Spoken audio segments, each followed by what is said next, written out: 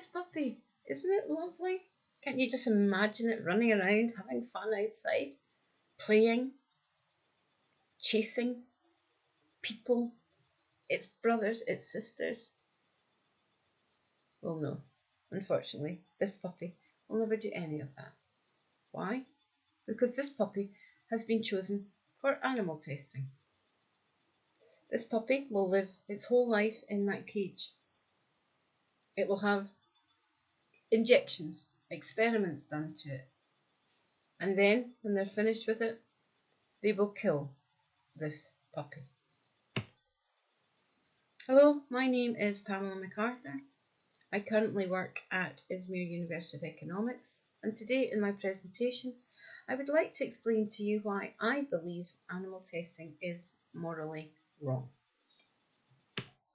I'm an animal lover, and as such this subject is important to me, and I have done some research and I would like to share that research with you now. So what is animal testing? Well, according to Dr. Robertson in her lecture in 2016, animal testing refers to tests and experiments that are performed on animals to test whether certain products are dangerous for humans or not. Now, I will focus this presentation particularly on animal testing for medical reasons, and this has become a very controversial topic. There are people who are in favour of animal testing for medical reasons, and again many who are against it. The people who believe that animal testing is okay when it comes to medicines believe that there are many arguments in favour of it. For example, many of the cures and treatments that we use currently wouldn't exist if it weren't for animal treatment. Animals are very similar to us. They share much of the same biology, so are suitable for testing drugs and medical treatments. And finally, they argue that animal testing is actually controlled and regulated, so the amount of pain and suffering is minimised. However, I personally believe that the arguments against animal testing are stronger. And today I would like to focus on 3 arguments. The first one is ethically and morally wrong because it causes unnecessary suffering and pain.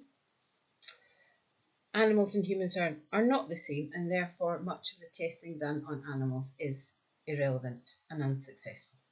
And finally, I'd like to talk about alternatives that are available which don't use animals.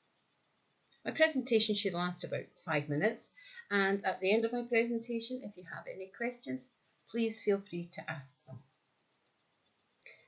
Now, I'd like to start just by giving you an idea of the scale of animal testing. This graphic shows us the number of animal testing procedures that have been carried out throughout the years. Beginning in 1939, we can see a steep increase to the mid-70s, where as many as 5.5 million procedures were carried out every year. Thankfully, that did decrease gradually up until the end of the 1990s, but since then, unfortunately, we have seen a gradual increase in these numbers again. Currently, we are talking about almost 4 million procedures whereby animals are tested on every year. So why is it wrong? Well, my first argument is that basically, ethically and morally, I believe it's wrong to cause unnecessary suffering and pain to animals. Animals are living creatures. They feel pain, they feel stress. We are testing them. We are inflicting enormous amount of stress, pain and suffering, as you can see from the pictures. Animals basically trust us. And what do? Well, we torture them in the name of research. And that leads me to this graphic. This shows us just the results of one research facility at a university in the United Kingdom.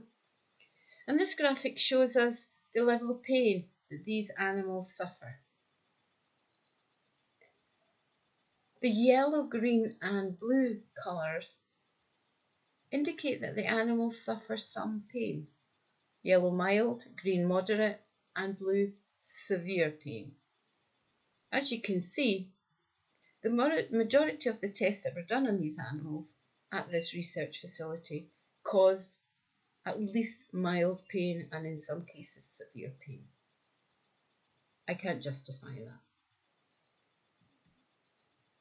Now, if the pain and suffering inflicted resulted in fantastic results, then maybe we could have more justification for it. But basically, animals and humans are not the same.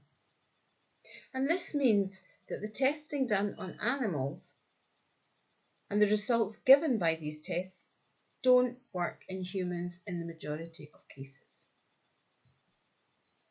According to Michael O. Levitt, who was the former Secretary for the United States Department of Health and Human Services, currently 9 out of 10 experimental drugs fail in clinical studies with humans because we cannot accurately predict how they will behave in people based on laboratory and animal studies.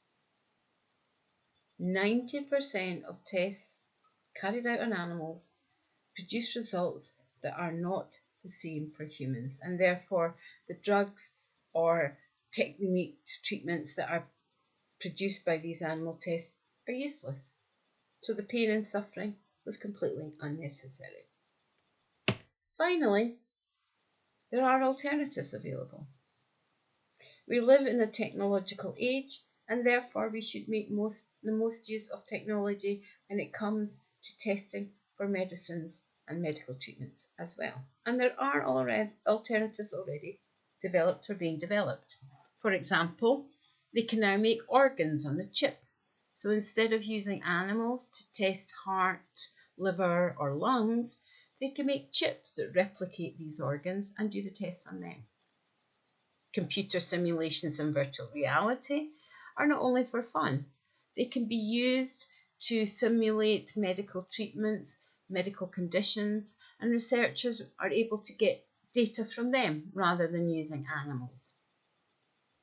And also, scientists have now developed physical simulations. So artificial tissues and organs such as skin have been produced and therefore are available to be used for testing instead of live animals. Finally, one alternative also given is using human volunteers. However, again, this could cause ethical problems.